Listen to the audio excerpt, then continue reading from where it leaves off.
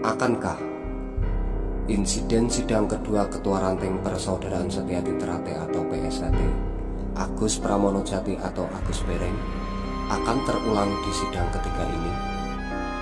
Mungkinkah sidang berjalan kondusif? Atau malah sebaliknya, akan lebih parah dari sidang kedua? Berikut informasinya akan kami sajikan untuk Anda.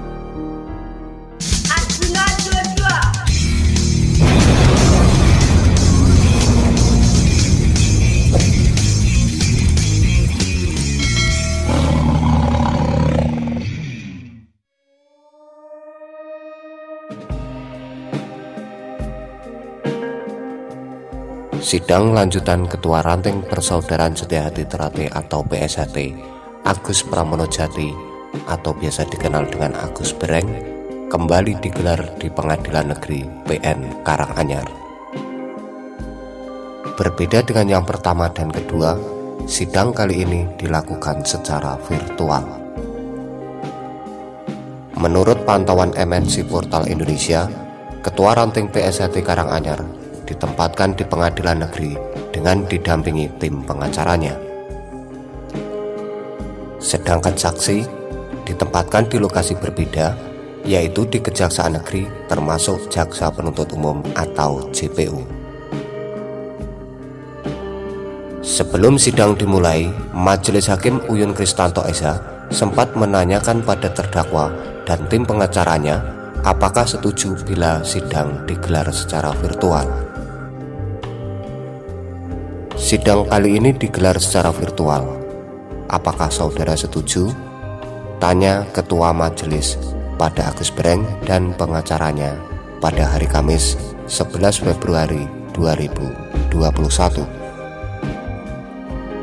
Menjawab pertanyaan itu, tim kuasa hukum menyatakan keberatan bila sidang dilakukan secara virtual. Kami keberatan yang mulia apabila sidang digelar secara virtual, kata tim kuasa hukum. Namun, Ketua Majelis Hakim menolak keberatan dari kuasa hukum. Sidang virtual ini digelar bukan karena persidangan ini dihadiri banyak massa. Namun, sidang secara virtual ini digelar untuk mencegah yang lebih berbahaya, yaitu penyebaran virus corona. Itu yang dikhawatirkan. Kemudian Ketua Majelis memperbolehkan tim pengacara dari Agus Bereng untuk berpindah tempat di Kejaksaan Negeri. Kami mengizinkan bila pihak pengacara dari terdakwa untuk pindah ke Kejaksaan. Kami persilahkan. Setelah mendapat izin dari Ketua Majelis, 2 orang tim kuasa hukum Agus Bereng berpindah tempat ke Kejaksaan. Sementara itu, meski persidangan dilakukan secara tertutup, namun untuk mengantisipasi adanya massa yang hadir, aparat kepolisian tetap berjaga-jaga. Beberapa ruas jalan ditempatkan beberapa personel kepolisian, termasuk satu jalur di Jalan Lawu yang melintas di depan Pengadilan Negeri Karanganyar pun ditutup. Menurut pantauan solopos.com, situasi di sekitar gedung Pengadilan Negeri PN Karanganyar jauh berbeda dibanding Kamis pekan lalu. Pekan lalu, ratusan massa menyemut di sekitar kantor PN Karanganyar. Bahkan, massa yang berniat memberikan dukungan kepada terdakwa itu sempat terlibat bentrok dengan kepolisian. Penyebabnya, massa enggan membubarkan diri saat polisi meminta mereka kembali ke rumah masing-masing.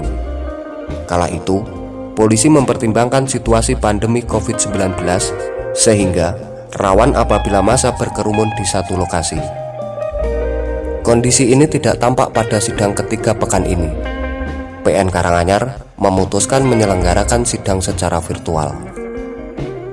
Terdakwa dihadirkan di ruang sidang Kartika di PN Karanganyar, sedangkan saksi dihadirkan di kantor Kejaksaan Negeri Kejari Karanganyar.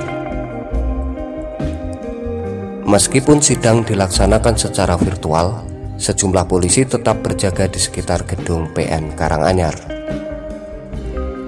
Polres Karanganyar juga menyiagakan sejumlah kendaraan yang tidak pernah absen saat terjadi huru-hara Salah satunya adalah mobil water cannon.